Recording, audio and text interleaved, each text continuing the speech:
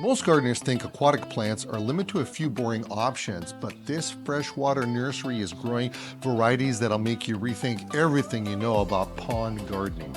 I'm Nick Federoff, featured in Forbes Fortune magazine and host of a syndicated radio gardening show, and I'm about to show you the aquatic plant world that transforms ordinary ponds into extraordinary gardens. Stick around for plants that you never knew can grow in water. Don't forget, like and subscribe. Okay, I have a little bit of a problem in this area. It's gorgeous, number one. Number two, I smell nothing fishy. And number three, where's the seaweed? And we're talking aquatic plants, aren't we? Well, and there's no seaweed, Nick, because this is actually a freshwater nursery, and therefore we have no smell because it's very balanced, as we know what we're doing. And but we do have some underwater plants that give off oxygen that you could call seaweed. Some people call them seaweed. Is that right? Yeah. Now, there's so many different types and styles of plants over here. Let's pick on this one right here. What in the world is this? That's called mare's tail. Somebody must have thought it looked like the back of a horse's tail. You know?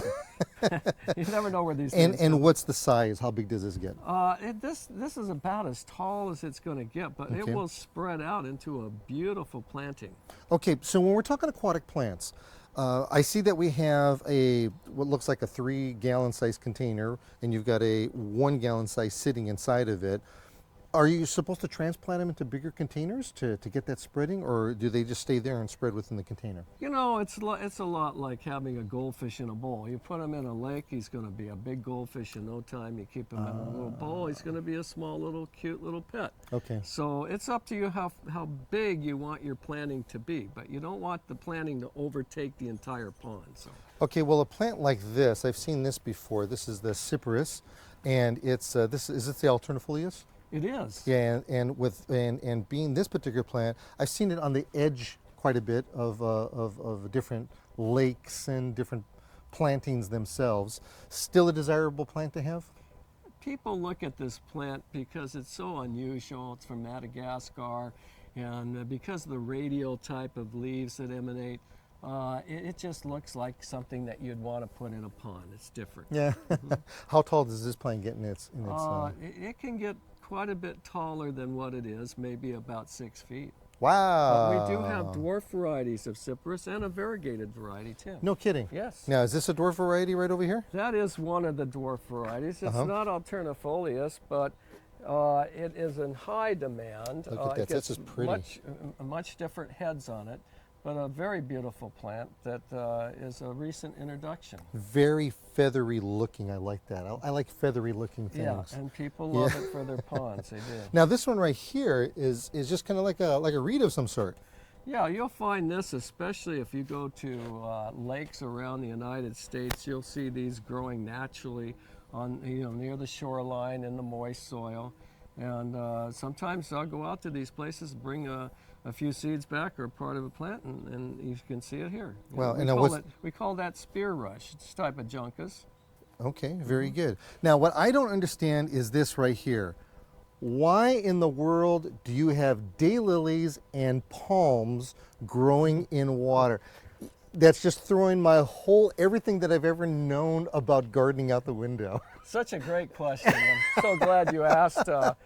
It has been found that almost every type of species of palm loves being in the water. Who would know? Submerged like this. Yeah, who would know? Okay, now the plants themselves, I mean, in traditional gardening, we like to tell people to have a rich, well-draining soil. There is nothing well-draining when a plant is sitting in water.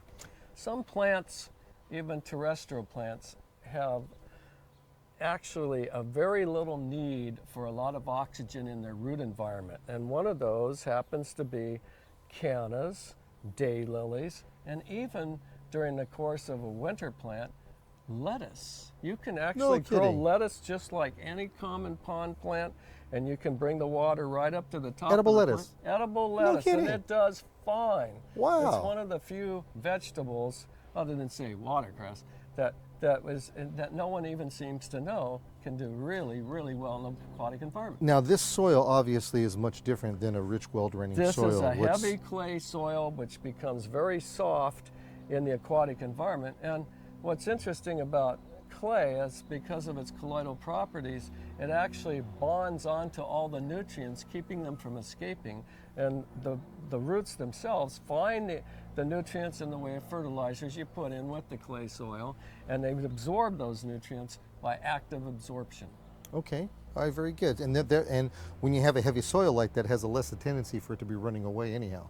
That's right. And as it sits for longer, it will set up and coagulate into a very solid entity. But if you do have koi, you'll want to put some Mexican pebbles over the top to protect it from their shenanigans. Okay, well, speaking of shenanigans, I've seen this one variety right here before, but there's the shenanigans part. I've never seen that.